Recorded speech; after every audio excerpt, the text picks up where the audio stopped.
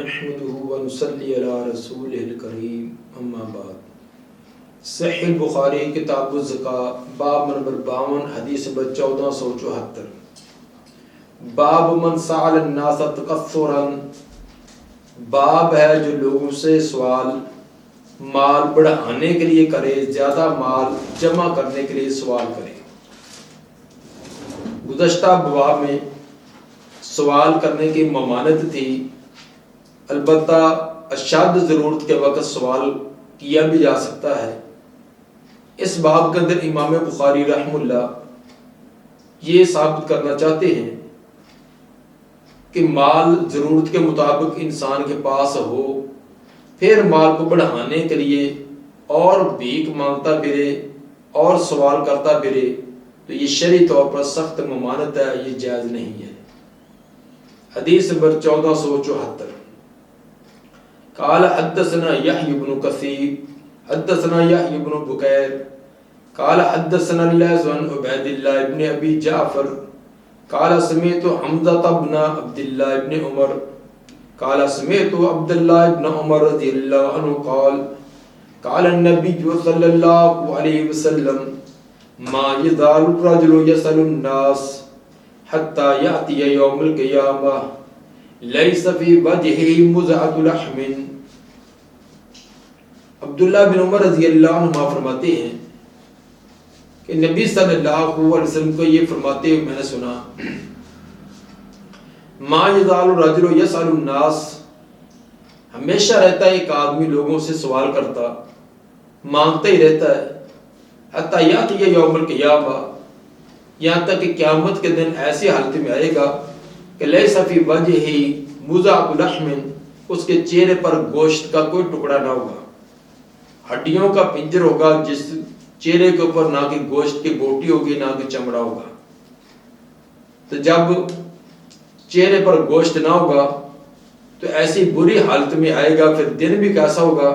اس دن کا آگے نقشہ بیان کیا گیا. حدیث میں 1475. وقال ان الشمس تدنو یوم القیامہ، آپ صلی اللہ علیہ وسلم نے فرمایا بے شک سورج قیامت کے دن قریب ہوگا، حتی یبلغ العرق نصف الاذن، جہاں تک پسینہ انسان کے کانوں کے نصف تک، ہاف کانوں تک پسینہ پہنچ رہا ہوگا.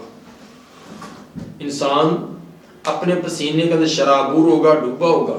پورا جسم ڈوبا ہوگا، حتیٰ کہ کان کا نصف حصے تک وہ ڈوبا ہوگا. فبینہم کذالک استغاثوا بآدم، لوگ اسی حالت میں ہوں گے تو پھر آدم علیہ السلام کے پاس جائیں گے یہ التجا کرنے کے لیے کہ آپ دعا کریں کہ اللہ حساب شروع کرے. ثم بموسیٰ، جب آدم علیہ السلام سے جواب مل جائے گا پھر موسیٰ علیہ السلام کے پاس آئیں گے. ثم بمحمد صلی اللہ علیہ وسلم، جب تمام انبیاء سے اس طرح جواب ملتا گیا تو آخر کار حضرت محمد صلی اللہ علیہ وآلہ وسلم کے پاس لوگ پہنچیں گے. مطلب یہ ہے کہ جو بلا وجہ لوگوں سے سوال کرتا رہتا ہے، ضرورت پوری ہو بھی گئی ہے پھر بھی مانگتا رہتا ہے، جس طرح کہ ہمارے ہاں گداگار لوگوں کا یہی طریقہ کار ہے، تو دنیا کی ذلت تو دنیا میں ہے، لیکن آخرت کے دن بھی ان کے لیے ایک بڑے سخت قسم کا عذاب ہوگا کہ جسم کے اوپر گوشت کا کوئی ایک ٹکڑا تک نہ ہوگا. اب اندازہ کریں کہ کسی کے چہرے پر کوئی زخم چھوٹا سا ہو جائے، ایک پھوڑا پھنسی نکل آئے تو وہ کتنے ویل کرتا ہے اس عیب کو چھپانے کے لیے، اس کو ختم کرنے کے لیے. اگر کوئی زخم لگے تو کتنا کچھ کوشش کرے گا کوئی زخم مٹے. تو جس کا چہرہ جل گیا ہو تو اس کی کیا حالت بنتی ہے، تو جس کا جلنے کے بعد چمڑا بھی گوشت بھی سارا ہی ختم کر دیا گیا. جب چہرے کی حالت یہ ہوگی جو پورے جسم کے اندر خوبصورت اور حسن والی چیز ہوتی ہے، تو جب چہرہ ایسا ہوگا تو باقی جسم کا کیا حال ہوگا. یہ ہوگا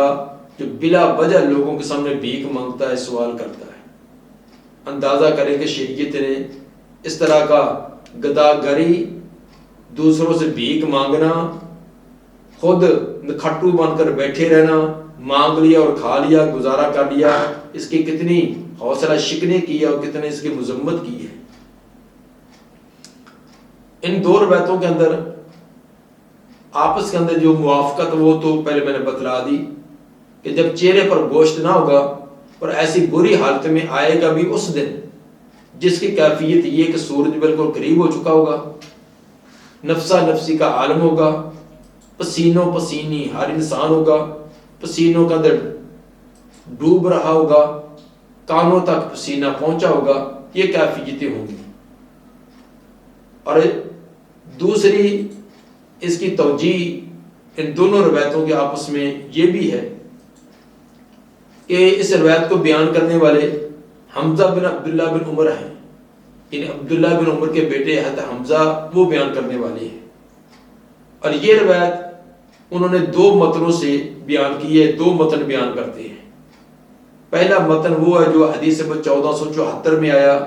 جس کے اندر الفاظ یہ تھے کہ ما یزال الرجل یسأل الناس حتی یأتی یوم القیامہ لیس فی وجہ مدعۃ لحم، یعنی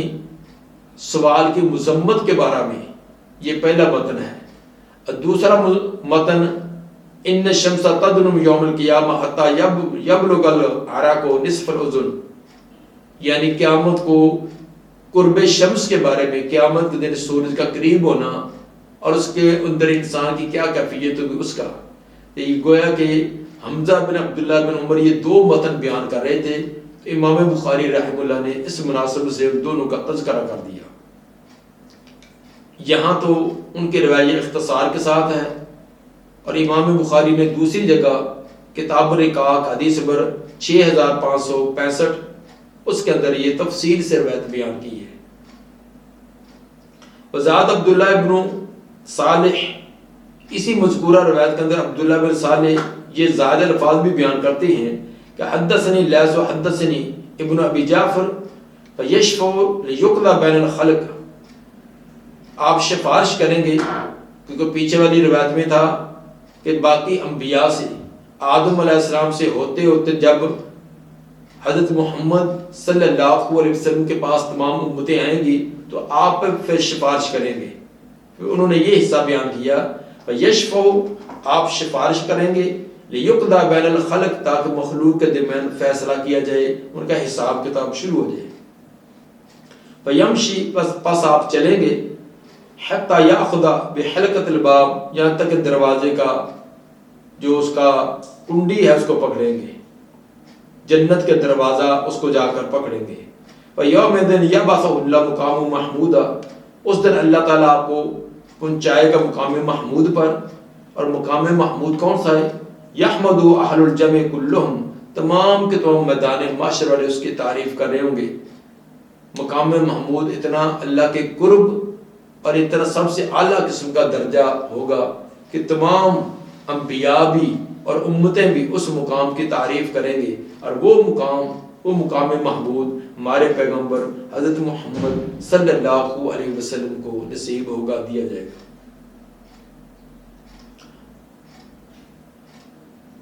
وقال معلّہ حدثنا وہیب عن النعمان بن راشد عن عبداللہ بن مسلم اخی زہری،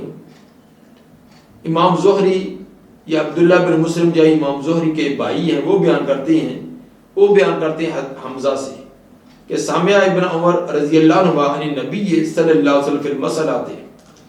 تو مطلب یہ ہے کہ یہ ایک دوسرا تابع اس کا بیان کیا کہ پیچھے عبداللہ بن صالح جیسے بیان کر رہے تھے، اسی طرح ایک روایت معلّہ وہ وہیب سے، وہیب اگر نعمان بن راشد سے، اور وہ عبداللہ بن مسلم جو کہ امام زہری کے بھائی ہیں ان سے بیان کرتے ہیں، اور وہ حضرت حمزہ سے بیان کرتے ہیں۔ تو اس روایت کے اندر سوال کرنے کی، بلا وجہ سوال کرنے کی مذمت ہے، تو جس طرح دنیا کے اندر وہ بلا وجہ سوال کر کے اپنے چہرے کی عزت کو ذلیل کرتا تھا، اسی طرح قیامت کے دن چہرے کا گوشت اور چمڑا اتار کر اس کو تمام مخلوق کے سامنے ذلیل و خوار کیا جائے گا۔ تو جس طرح کا انسان کا جرم ہوتا ہے اسی کی مشابہت، اسی کے ساتھ میں اسی طرح کا عذاب قیامت کے دن اس کو دیا جائے گا۔ باب نمبر 53، باب قول اللہ عز و جل، باب اللہ تعالیٰ کے اس فرمان کے متعلق، لا يسألون الناس الحافا وہ نہیں سوال کرتے لوگوں سے چمٹ کر، وہ لوگوں سے چمٹ کر سوال نہیں کرتے۔ وکم الغنا، اور غنی ہونے کی مقدار کیا ہے۔ اس بات کا امام صاحب دو چیزیں بیان کریں گے۔ ایک تو یہ کہ جو ضرورت مند بھی ہوتے ہیں لیکن پھر بھی لوگوں سے چمٹ کر سوال نہیں کرتے، بلکہ وہ اپنی زبان سے سوال کرنا یہ بھی برداشت نہیں کرتے۔ ہاں بلکہ ان کی حیات اور کیفیت سے نظر آ رہا ہوتا کہ یہ ضرورت مند ہے۔ دوسرا اس باب میں یہ ثابت کریں گے کہ غنا، کتنی دولت انسان کے پاس ہو تو اس کو غنی سمجھا جائے گا اور وہ سوال کرنا اس کے لیے جائز نہیں ہے۔ یہ دو چیزیں امام صاحب بیان کرنا چاہتے ہیں۔ وقول النبی صلی اللہ علیہ وسلم ولا یجد غنی یغنیہ، اور نبی صلی اللہ علیہ وسلم نے فرمایا کہ اور وہ نہیں پاتا اتنی غنا جو اس کو کفایت کرے، اتنا وہ مال نہیں پاتا جو مال اس کو کفایت کرے، اس کی ضرورت کو پورا کرے۔ گویا کہ امام بخاری رحمہ اللہ کے نزدیک غنی ہونے کی مقدار ہی یہ ہے کہ جس سے اس کی ضروریات پوری ہو جائیں۔ اگر مال ہے لیکن ضروریات زندگی پوری نہیں ہو رہی، جو بنیادی ضروریات ہیں وہ اس کی پوری نہیں ہو رہی، تو اگرچہ اس کے بعد کچھ مال ہو بھی تو تب بھی وہ سوال کر سکتا ہے کیونکہ وہ غنی نہیں ہے۔ ویسے غنا کے بارے میں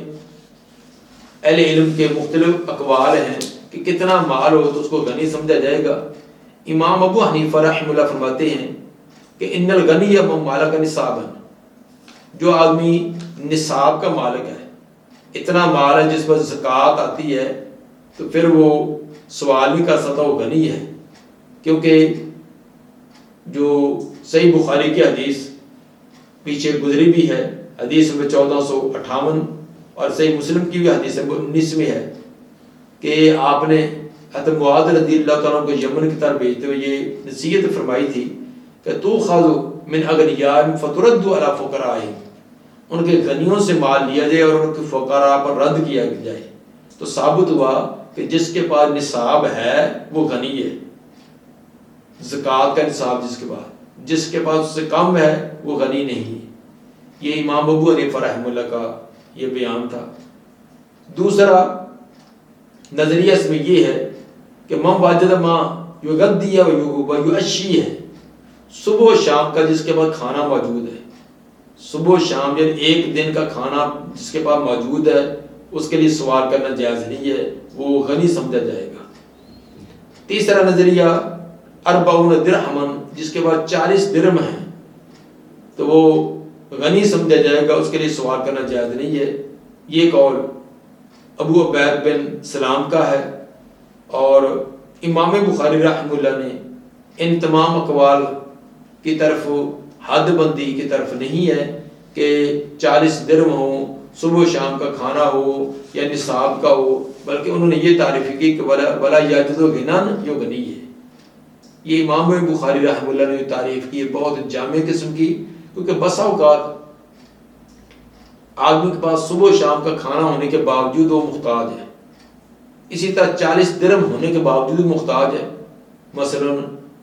خاندان بڑا ہے، اس کے بیوی ہے، بچے ہیں، اور اسی طرح ان کے اندر کوئی بیمار ہیں، سخت ضرورت مند ہیں، تو 40 درہم ہونے کے باوجود ان کی ضرورت پوری نہیں ہو سکتی۔ ان کا ایک دن کا جو ہے خرچہ وہ 100 درہم ہو سکتا ہے، خصوصاً آج کے دور میں اس نے بجلی کا بل بھی دینا ہے، گیس کا بھی دینا ہے، اور بھی کوئی سرکاری اس کے ذمے کوئی بل آ چکے ہیں، تو اس کا اپنے بھی ذاتی اخراجات بھی ہیں۔ تو ایسے موقع پر کوئی زیادہ اخراجات آ جاتے ہیں، کوئی اسی طرح کوئی شادی غمی کے موقع پر بھی جو جائز اس کی ضروریات ہیں ان کے اندر اخراجات کچھ زیادہ ہو جاتے ہیں، تو مطلب یہ کہ جو اس کی ضرورت کو پورا کر دیں۔ ایک گھر کے افراد ہی 2 ہیں، وہ تھوڑے مال سے ضرورت پوری ہو جائے گی، ایک بیچارے کے 8-10 اسے چھوٹے چھوٹے بچے ہیں، والدین بھی ساتھ بوڑھے ہیں، بیمار ہیں، تو ان کے لیے تو ایک زیادہ رقم کی ضرورت ہے۔ لقول اللہ عز و جل، کہ اللہ تعالیٰ نے فرمایا کہ للفقراء الذین احصروا فی سبیل اللہ، کہ یہ مال ان کے لیے بھی ہے، وہ فقراء جو اللہ کے راستے میں روک دیے گئے، جو اللہ کے راستے میں روک دیے گئے ہیں، دین کے کام کے اندر مشغول ہیں، مصروف ہیں، جہاد میں، دین کی نشر و اشاعت میں، ان کے پاس اتنا وقت نہیں ہے کہ وہ اپنے کما کر اپنی ضروریات پوری کر سکیں، تو ان کو بھی دیا جائے۔ تو مطلب یہ ہے کہ جو اپنی ضروریات کو پورا نہ کر سکتا ہو، دینی ضرورت کی، دینی کاموں کے اندر مصروفیت کی وجہ سے، کسی دنیاوی تنگی اور پریشانیوں کی وجہ سے وہ محتاج ہے، اس کا تعاون کیا جائے۔ اس سلسلہ میں امام بخاری جو کئی ایک روایات لائے ہیں، ان میں سے حدیث میں 1476 قال حدثنا حجاج بن منہال قال حدثنا شعبہ قال اخبرنی محمد بن زیاد قال سمعت ابا ہریرہ رضی اللہ عنہ عن النبی صلی اللہ علیہ وسلم قال ليس المسكين الذي ترده الأكلة والأكلتان۔ نبی صلی اللہ علیہ وسلم نے فرمایا کہ مسکین وہ نہیں ہے کہ جس کو تم ایک لقمہ دو لقمے دے دو، ولكن المسكين الذي ليس له غنى، لیکن مسکین وہ ہے جس کے پاس غنا نہیں ہے، اس کی ضروریات پوری نہیں ہو رہی، یستحی، اور وہ شرم و حیا کرتا ہے، یا کہتا کہ یا فرماتا ہے کہ او لا یسأل الناس الحافا، لوگوں سے چمٹ کر سوال نہیں کرتا، ضروریات اس کی پوری نہیں ہو رہی، تنگی ہے، ترشی ہے، لیکن شرم و حیا کی وجہ سے کسی سے سوال بھی نہیں کرتا، یا سوال کرے تو بڑے ایک شرمیلے انداز کے اندر، بڑے شرم و حیا کے انداز کے اندر، چمٹ کر نہیں، جس طرح کے پیشہ ور گداگار جو کرتے ہیں، وہ تو پیچھے سے کپڑے پکڑ لیتے ہیں جب تک اس کو کہ 150 نہ دیں تو وہ چھوڑتے نہیں ہیں، اس طرح کا نہ ہو۔ تو اس کے اندر ضرورت مند کی ضرورت کو پورا کرنے کی ترغیب دلائی گئی کہ وہ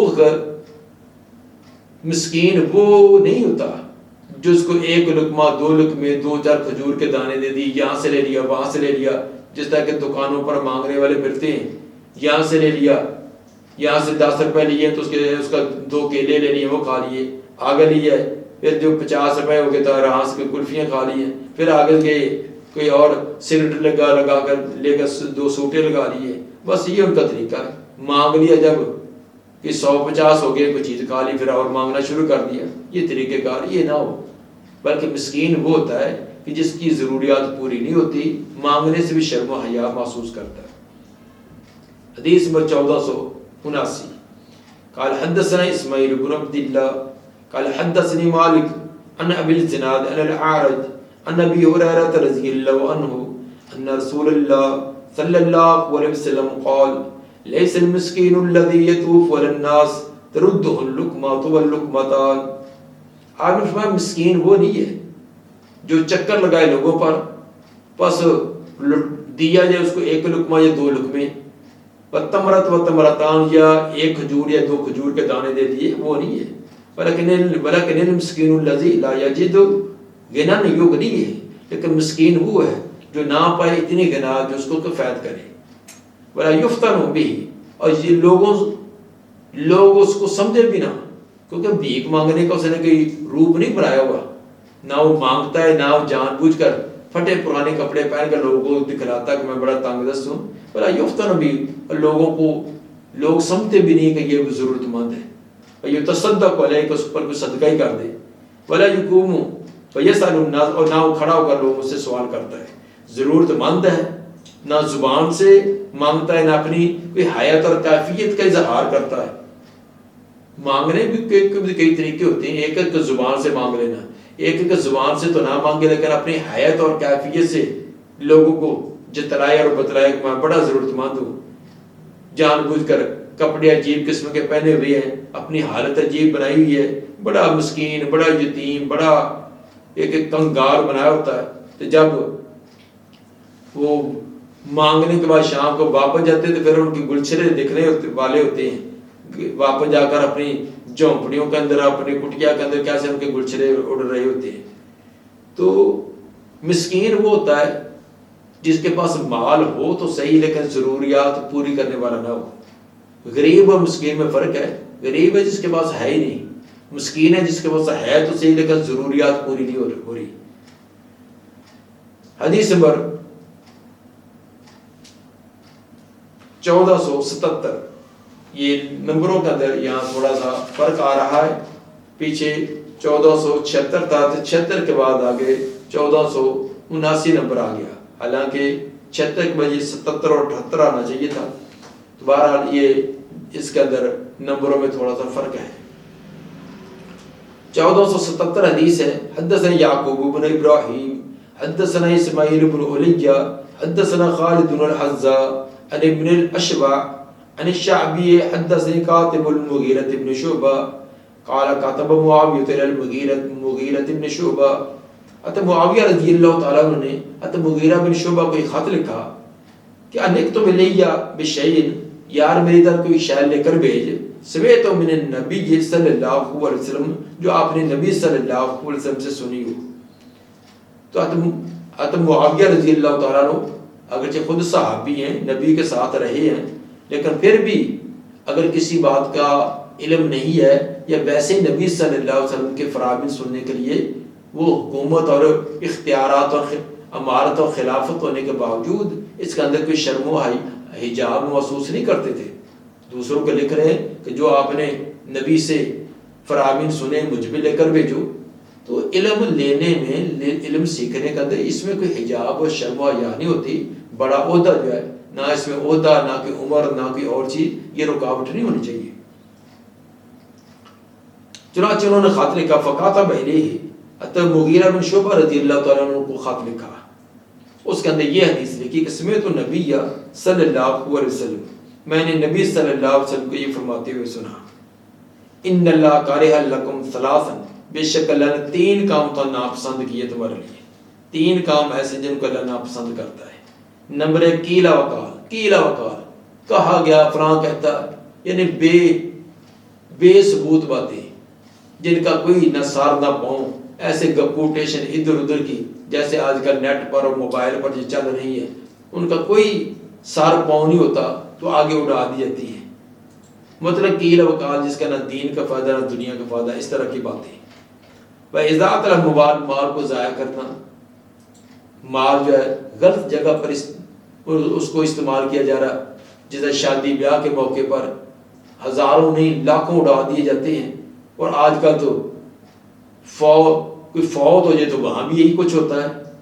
آج تو فوتگی کے گھر ایسے محسوس ہو رہتا ہے جیسے کہ شادی والا گھر ہوتا ہے، بہترین کھانا، پرتکلف کھانا، اور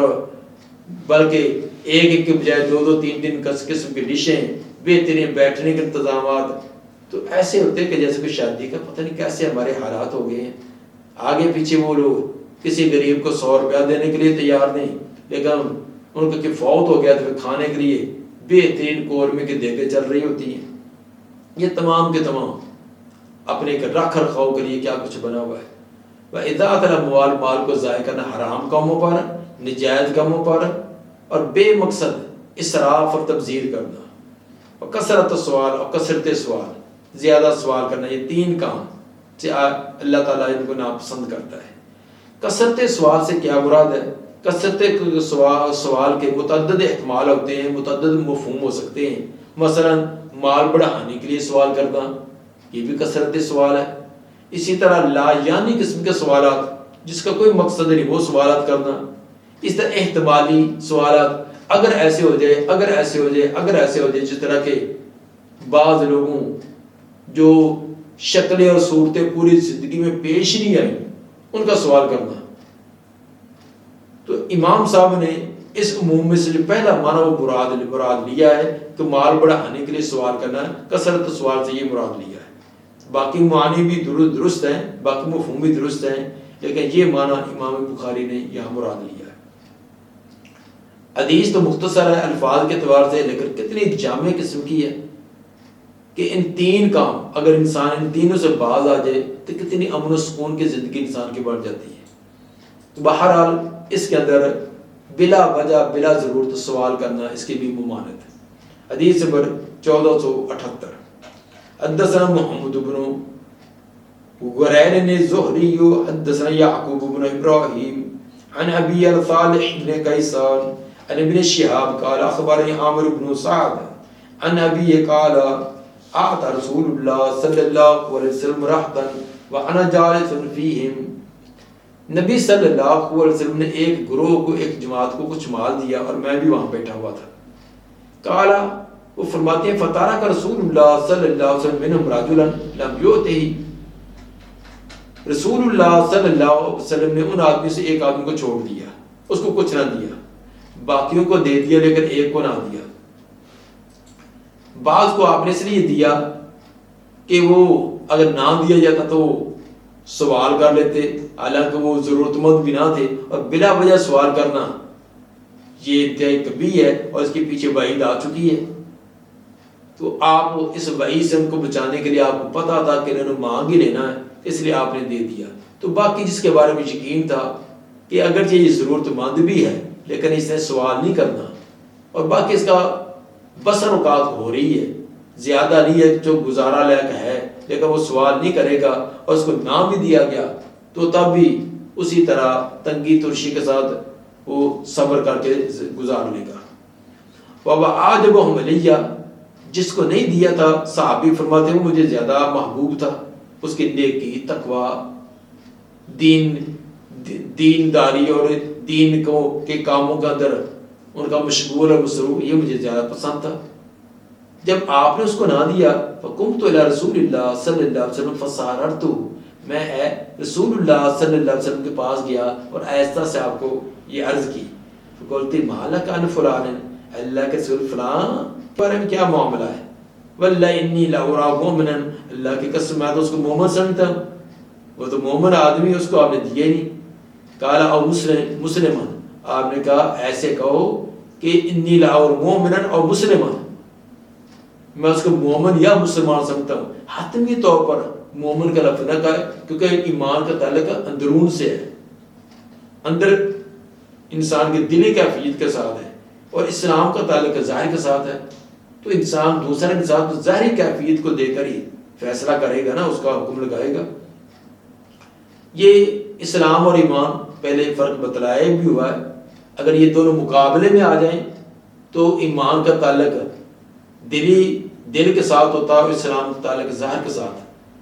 اگر اکیلا لفظ آ جائے تو پھر اسلام ایمان یہ ایک دوسرے کی جگہ استعمال ہو جاتے ہیں. بہرحال آپ نے فرمایا کہ یہ حتمی طور پر ہی تم نے یہ کہہ دیا کہ وہ مومن ہے، حتمی طور پر نہ کہو بلکہ یہ کہو کہ میں اس کو مومن یا مسلمان سمجھ دیکھ رہا ہوں. قال فسکت قلیلا، صحابی فرماتے میں کچھ دیر خاموش رہا. ثم غلبنی ما علم فیہ، پھر غالب آیا مجھ پر جو میں جانتا تھا اس کے بارے میں. پھر مجھے جوش آیا، شوق آیا کہ وہ تو نیک اور صالح آدمی، اس کی سفارش کرنی چاہیے. فقول، تو پھر میں نے جا کے کہہ دیا اے اللہ کے رسول ما لک عن فلان، فلاں کے بارے میں آپ کا کیا معاملہ ہے؟ واللہ انی لاراہ مومنا، میں تو اس کو مومن سمجھتا ہوں. پھر بھی آپ نے کہا کہ او مسلمان، ایک حتمی بات نہ کہے، ایسے کہے کہ مومن یا مسلمان. قال فسکت قلیلا، پھر کچھ دیر میں خاموش رہا. ثم غلبنی ما علم بہ، پھر مجھ پر غالب آئی وہ چیز جو میں اس کے بارے میں جانتا تھا. فقلت یا رسول اللہ ما لک عن فلان واللہ انی لاراہ مومنا قال او مسلما. 3 مرتبہ یہ بات ہوئی. پھر آپ نے فرمایا کہ انی لاؤتی الرجل وغیرہ احب الی منہ، میں ایک آدمی کو دیتا ہوں حالانکہ دوسرا آدمی مجھے زیادہ محبوب ہوتا ہے. میں ایک کو دیتا ہوں اس کی بنسبت دوسرا زیادہ محبوب ہوتا ہے، اس کو نہیں دیتا. خشیۃ ان یکب فی النار علی وجہہ، ڈرتے ہوئے یہ کہ ان دے منہ کہیں وہ جہنم میں نہ جا گرے. دوسرا زیادہ حقدار ہے، نیکی تقوی والا ہے، لیکن اس کو اگر نہ بھی دیا گیا تو خیر ہے، اس کے کوئی غلطی میں واقع ہونے کا خطرہ نہیں. لیکن جس کو میں دیتا ہوں اس کا ڈر ہوتا ہے، اگر نہ دیا ہو سکتا ہے وہ دین سے ہی بڑا دل کا تنگی محسوس کرتا ہو، دین کے بعض حصے کو، ایک کل حصے کو چھوڑ کر چلا جائے. نیا مسلمان ہوا ہے، کوئی دولت 4 پیسے اس کو مل جائے تو مطمئن ہو جائے گا، اگر نہیں ہے تو جذباتی سا آدمی ہے تو ہو سکتا ہے کسی بڑی غلطی میں واقع ہو جائے. تو اس لیے مجھے پتہ ہوتا ہے کہ کون کس طبیعت کا مالک ہے، کون کس سوچ اور فکر کا مالک ہے، اس لیے میں ایک کو دے دیتا ہوں، دوسرے کو نہیں دیتا. تو جس کے متعلق حضرت سعد رضی اللہ تعالیٰ نے بار بار اصرار کیا لیکن اس نے خود سوال نہیں کیا، تو یہی باب سے مناسبت ہے کہ وہ ضرورت مند بھی ہے، حقدار بھی ہے، سعد رضی اللہ تعالیٰ اس کے بارے میں سفارش کر رہے ہیں، لیکن اس نے طلب نہیں کیا۔ تو یہی تھا کہ سوال کرنے سے اپنے آپ کو بچانا، مال کو بڑھانے کے لیے سوال کرنا یہ اچھا کام نہیں ہے۔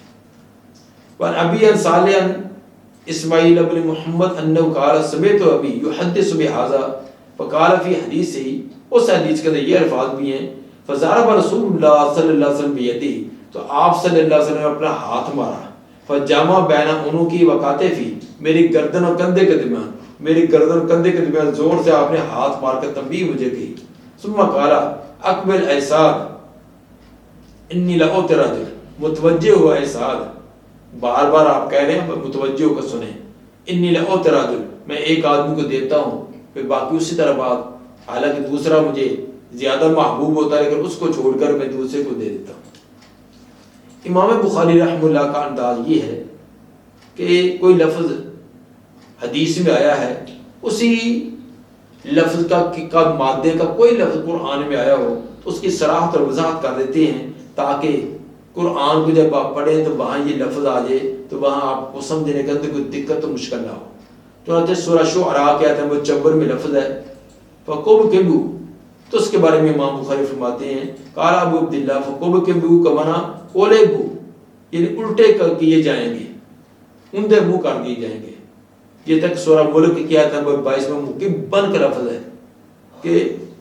اندھے منہ کرنے والا، یعنی الٹا منہ نیچے اور سر اوپر کیا ہوا۔ ساتھ امام بخاری رحمہ اللہ لغت کو بھی حل کر دیتے ہیں۔ عام طور پر یہ ہوتا ہے کہ مجرد کے اندر کوئی فعل جو لازم ہے تو مزید فی میں جا کر متعدی ہو جاتا ہے، لیکن بعض کچھ باب ایسے ہیں جو اس کے برعکس ہیں، وہ جب مجرد ہیں تو وہ متعدی کا معنی دیتے ہیں، جب باب افعال میں یا مزید فی میں جاتے ہیں تو پھر وہ لازم کا معنی دیتے ہیں۔ یہ ایک شاذ صورت کے ایسے باب بھی ہیں۔ اسی کی طرح امام بخاری یہ اشارہ فرماتے ہیں کہ اکبر رجل، یہ کب کہا جاتا ہے؟ اذا کان فعل غیر واقع علی احد، جب اس کا فعل کسی اور پر واقع ہونے والا نہ ہو۔ کیا مطلب؟ جب فعل لازم ہو، تو فعل لازم ہوتا ہے کہ جو فاعل تک ہی، جو فعل محدود ہو، آگے مفعول تک اس کے اثرات نہ جائے۔ تو اکبر رجل، اکبر یہ باب فعال بنے گا، اکبر رجل سے کہا جائے گا اذا کان فعل، جب اس کا فعل غیر واقع علی احد، کسی اور پر واقع نہ ہونے والا ہو، خود اسی پر واقع ہونے والا ہو۔ وَإِذَا وَقَعَ الْفِعْلُ، وَإِذَا وَقَعَ الْفِعْلُ، جب فعل دوسرے پر واقع ہو، قُلْتَ، پھر تو کہے گا قبّح اللہ، اللہ نے اس کو، قبّح اللہ لِوَجْهِهِ، اللہ تعالیٰ نے اس کو چہرے کے بال گرا دیا، یعنی قبّح اللہ یہ مجرد ہے تو اس کا یہ متعدی ہو جائے گا، اور اکبر رجل یہ باب افعال ہے اور یہ لازم کا معنی دے گا۔ وَكَبَبْ، اسی طرح کبب تو انا، میں نے اس کو منہ کے بل نیچے گرا دیا، یعنی مجرد ہو، مجرد کبا ہے یا کبب تو ہے، اس کے اندر ادغام نہ کیے جائے تو یہ متعدی کا معنی دیں گے۔ اگر باب فعال میں مزید فی میں جائے، باب فعال کا ہو جائے تو اس وقت یہ لازم کا معنی ہوگا۔ قال ابو عبداللہ صالح بن کیسان اکبر من زہری، امام بخاری فرماتے ہیں کہ صالح بن کیسان جی امام زہری سے بڑے تھے عمر میں، وہ قد ادرک کا ابن عمر، انہوں نے ابن عمر کو پایا ہے، ابن عمر رضی اللہ عنہ کے ساتھ کی ملاقات ثابت ہے۔ حدیث نمبر 1480، حدثنا عمر بن حفص بن غیاث حدثنا بی حدثنا عامش حدثنا ابو صالح عن نبی ہریرہ عن النبی صلی اللہ علیہ وسلم قال لئن یاخذ احدکم حبلا ثم یغدو احسب قال الى الجبل، نبی صلی اللہ علیہ وسلم فرمایا کہ تم میں سے کوئی ایک اپنی رسی لے، پھر صبح سویرے جائے۔ راوی کہتے ہیں کہ میرا خیال ہے کہ آپ نے کہا تھا کہ الجبل کسی پہاڑ کی طرف جائے، فیختتب وہاں سے لکڑیاں کاٹے، فیبیع ان کو بیچے، فیاکلا پھر اس میں سے اپنی ضرورت پر کھانے پینے کی پوری کرے، یہ تصدق باجے تو صدقہ بھی کرے، خیر اللہ من ان یسأل الناس، یہ بہتر اس سے کہ لوگوں سے سوال کرے۔ مطلب یہ کہ تندرست آدمی، قوت والا آدمی ہے، اس کے پاس اگرچہ مال نہیں ہے لیکن صحت ہے، تندرستی ہے، قوت ہے اور کمانے کی استطاعت رکھتا ہے، تو وہ بھی غنی کے حکم میں ہے۔ اگرچہ مال نہیں ہے لیکن اللہ نے صحت دی ہے، طاقت دی ہے، تو کمانے کی صلاحیت ہے، مواقع ہیں،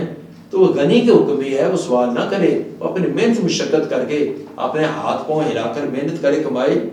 اس سے خود بھی کھائے، اپنے بیوی بچوں کو بھی کھلائے اور دوسرے بے سہاروں کا بھی سہارا بنے۔ قال ابو عبداللہ صالح بن کیسان اکبر بن زہری،